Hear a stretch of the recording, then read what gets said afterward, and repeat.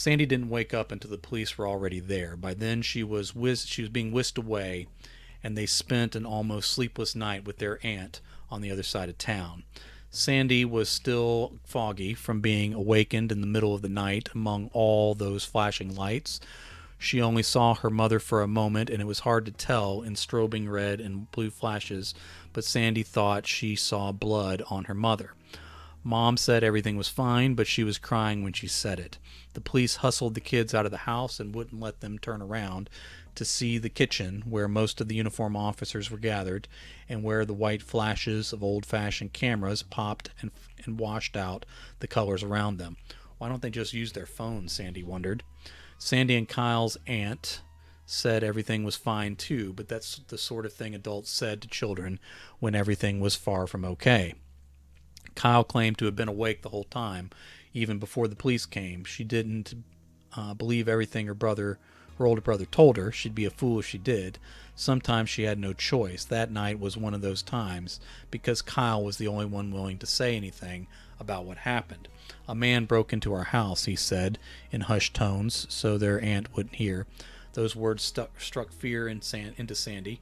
Someone breaking into their house was one of her deepest fears.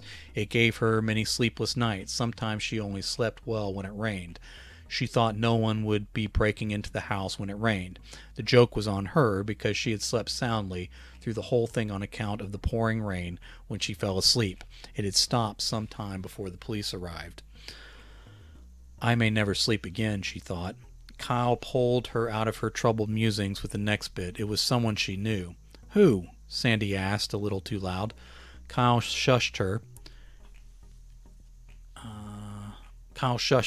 Listened for their aunt, and after hearing nothing, he said, I don't know. It was a man, not Dad, though. Why would it be Dad, she wondered, but didn't ask. Kyle said she fought him off with her bare hands.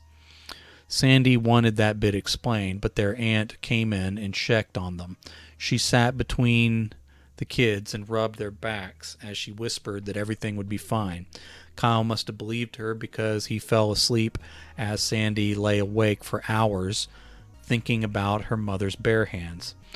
The events of that night grew into something much, much bigger in Sandy's imagination. The next day they returned home with Mom. The whole drive Sandy kept staring at her mom's hands. Their aunt had begged for Mom to just let her keep the kids a while longer, or to let her drive them back home.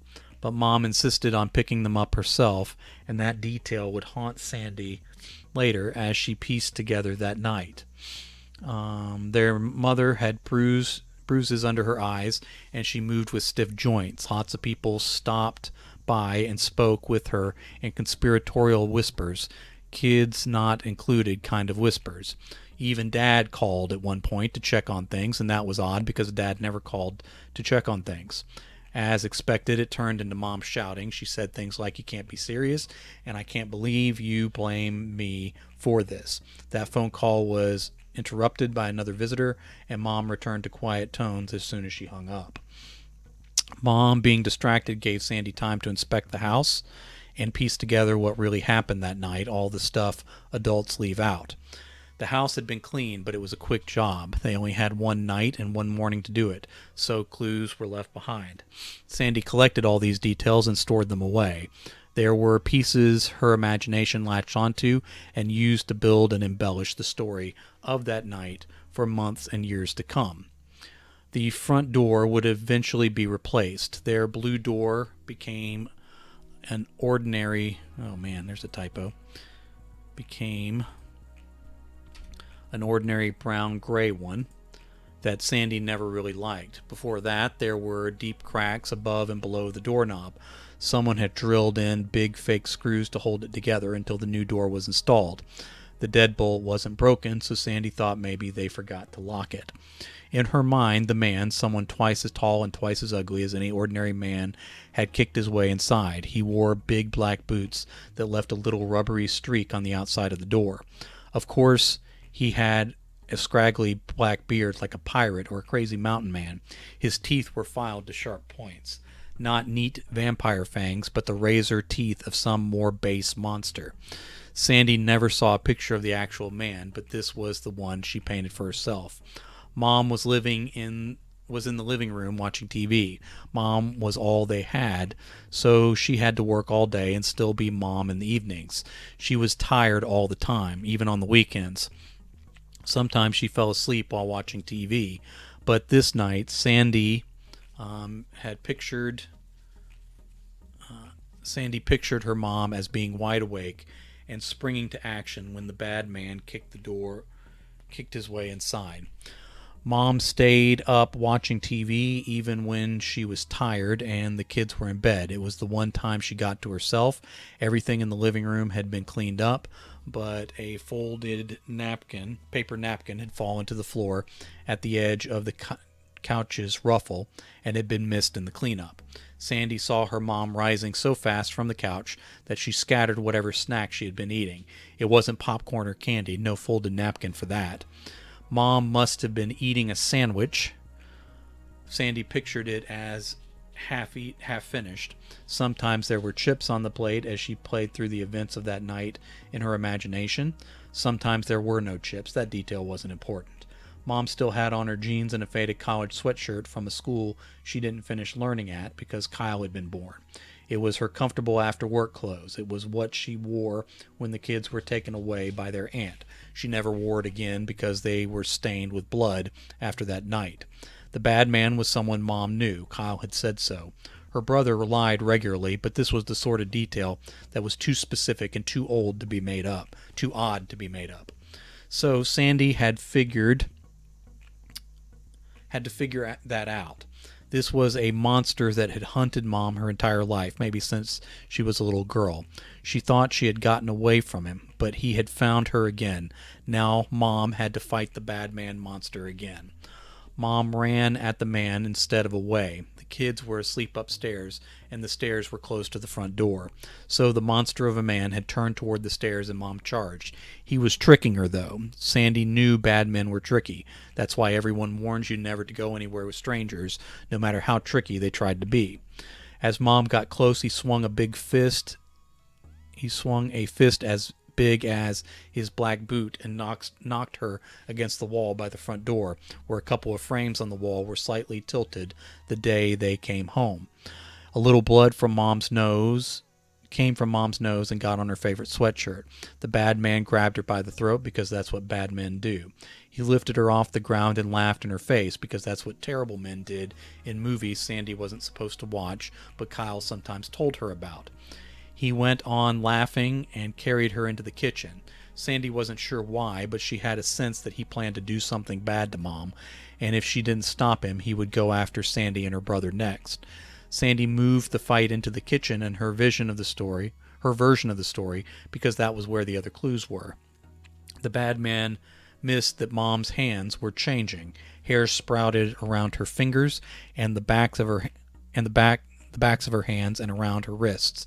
Sometimes Sandy thought part of Mom's forearms started to grow fur too. Once he had her in the kitchen, he brought her close to his face to whisper the terrible things he planned to do to her. Sandy made it whispers so she wouldn't have to hear what it was. He then hit Mom in the face. Well, Mom needs to be capitalized because it's her name. All right. He hit Mom in the face at least twice, but sometimes Sandy made it more because Mom needed time to finish her transformation. As her furry hands grew in size, black claws sprouted from Mom's bare hands. He pulled her close one more time and started to say what he was going to do to the kids once he was done with her. That's when she growled with a voice that went with her new paws. Now his face went from joyful evil to real terror. Mom clawed at his cheeks, shaving off his beard and turning his face to bloody ribbons on both sides. He cried out in a high, girlish voice that embarrassed him. Sometimes he still held her in the air for a moment longer as his blood got on Mom's sweatshirt and jeans, ruining them. Either way, she clawed through his sleeves and tore away parts of the bad man's muscles into useless flaps of flesh.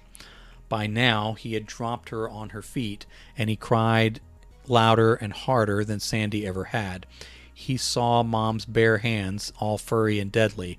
At that point he peed himself, turning the front of his dirty pants into a big, dark, wet stain. Sometimes he pooped himself, too.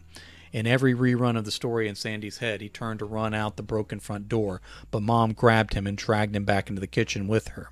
Mom wasn't mean most of the time, and even with her magic bare hands, she did not like to hurt people, but if she let this bad man go, he would hurt other moms and children again. Not all moms had bare hands. Sandy's mom could not let him go.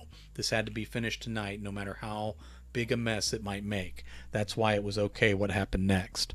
He tried to bite and kick to get away from her, but she lifted him up and slammed him down on the sink, breaking all the dishes Sandy and Kyle had helped Mom to wash and set up in the drying rack. Sandy knew this part because someone had missed a few broken pieces of plate. One jagged bit was under the edge of the cabinets near the baseboard. A few more crumbs of broken plate had remained in the sink. They ate on paper plates for a couple days and then mostly on new plastic plates after that, unless they needed to heat something up in the microwave. The bad man had climbed out of the sink and spilled broken plates everywhere. He was scared, but he was mad now too. Bad men don't like to lose. They don't think women and girls should win ever. They get embarrassed when a girl shows them up. When bad men are embarrassed by girls, they try to hurt them. So the bad man attacked Mom again, and it was the biggest mistake of his life. He tried to swing his bad man fists for bad man punches. Mom used her bare hands to maul him. He sure did wish he could get away then, but it was too late for him. He had earned all the pain and suffering he had coming. Mom threw him into the refrigerator, but not hard enough to break it. The magnets were all moved around, so Sandy figured out that they had been knocked out onto the floor when the bad man slammed into the door. Whoever cleaned up did not know where the magnets were supposed to go, so they just put them all back up in a hurry. Some of them were even upside down until Mom fixed them a few days later. Either the bad man tried to slip away from the refrigerator, or Mom lifted him away with her bare hands because there were spots of blood along the edge of the kitchen floor toward the dining room.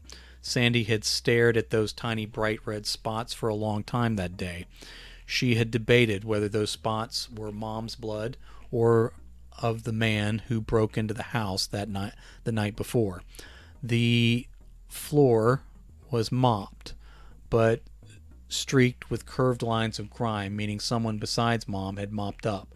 The only reason they would have mopped in the middle of the night after all this was because there was a lot of blood on the floor.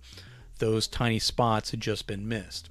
If there was a lot of blood on the floor, it must have been from the bad man because Mom was alive and the bad man was gone. Kyle cleaned the floor later. He sprayed and wiped up the spots of blood before Mom could see them. He told Sandy that was why he did it. He didn't want Mom to see it.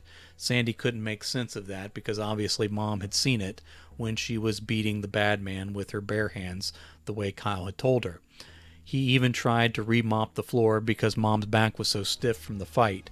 He just made more streaks, different streaks.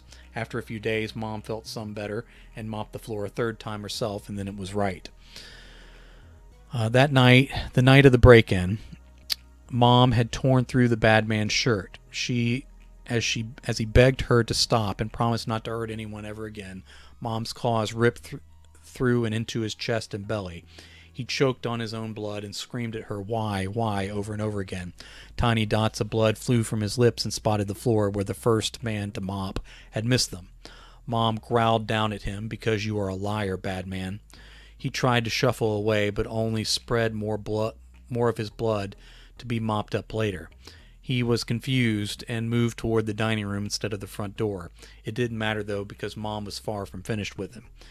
He made it as far as the edge of the floor where the tiles in the kitchen met the fake wood floors of the dining room. That's where a small curve of dark stain remained forever at the ends of those fake wood pieces. Mom finished him off there. She ripped out his heart. She tore open his lungs so he couldn't scream anymore and wake up Sandy before the police arrived. She ripped into his stomach like a plastic bag. Sandy always pictured a whole cheeseburger and fries spilling out. Bad men never ate healthy. Even after he fell silent, still and silent, ruining the wood floor Mom couldn't afford to replace. She shredded him like barbecue with her sharp black claws at the ends of her bare hands. When the police finally arrived and all the messy work was already done, Mom changed her hands back into her human form. Sandy imagined the police would have more questions for a woman who could turn partway into a bear. Mom didn't get in trouble because of all that blood. It was a bad man after all, and bad men were the policeman's job. After the kids were gone, the imperfect cleanup job had to begin. Since the policemen weren't there to stop the bad man themselves, they felt bad and helped clean up. The body was something Sandy had trouble figuring out.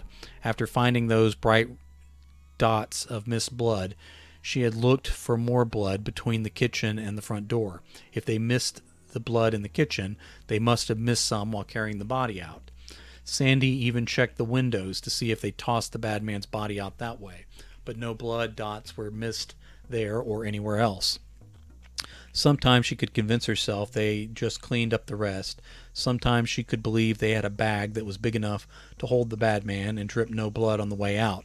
But sometimes when Sandy replayed the events of that night, as she constructed them in her imagination, the night ended with everything cleaned up except for the body. The police promised to come back for it, but they must have forgotten. As Sandy and Kyle's aunt got them ready to bring home, Mom had called and said she would drive to get them. Her aunt had begged Mom to let her bring them home.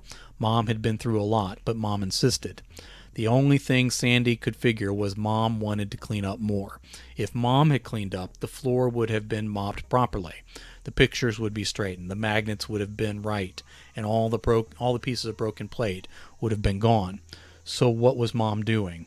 Sandy often ended her imagination story before the last cleanup, but sometimes she pictured her mom turning completely into a bear to finish off the rest of the body the police had forgotten. Mom didn't have time to clean up all the stuff the police had missed, but she needed to get rid of the rest of the bad man before Sandy and Kyle got home. So Sandy pictured a big furry brown bear eating up the bad man, including all his meat, bones, and hair. Only a few drops of blood were missed as Mom's bare tongue licked up the rest. That day, and for a number of days after, people stopped by to whisper talk with Mom. Sandy caught some of it as she went over the evidence again and again to understand what happened. The visitors whispered compliments about how amazing, incredible, and strong Mom was. Sandy knew all this. She wondered how many of them knew about Mom's bare hands, though. Mom held Sandy more often after that night, even though Sandy was getting too big for that. She held Sandy while they watched TV. She hugged Sandy in the hallway as they passed for no reason sometimes. They'd go to the beach and Mom would hold Sandy's face with both hands and rub noses with her as they laughed, surrounded by sunlight. Sandy feared her Mom's hands sometimes. She worried if Mom wasn't careful or distracted, they might change into claws before Mom noticed. That never happened, though, and Sandy never asked to see them. She took comfort in knowing that Mom would never hurt her and would never allow her to be hurt. Sandy wondered if she would have bare hands and bare courage if she ever needed it one day. She was still scared to go to sleep at night for a long time, but whenever she lay awake for too long, she thought about Mom's bare hands, and she fell asleep feeling safe.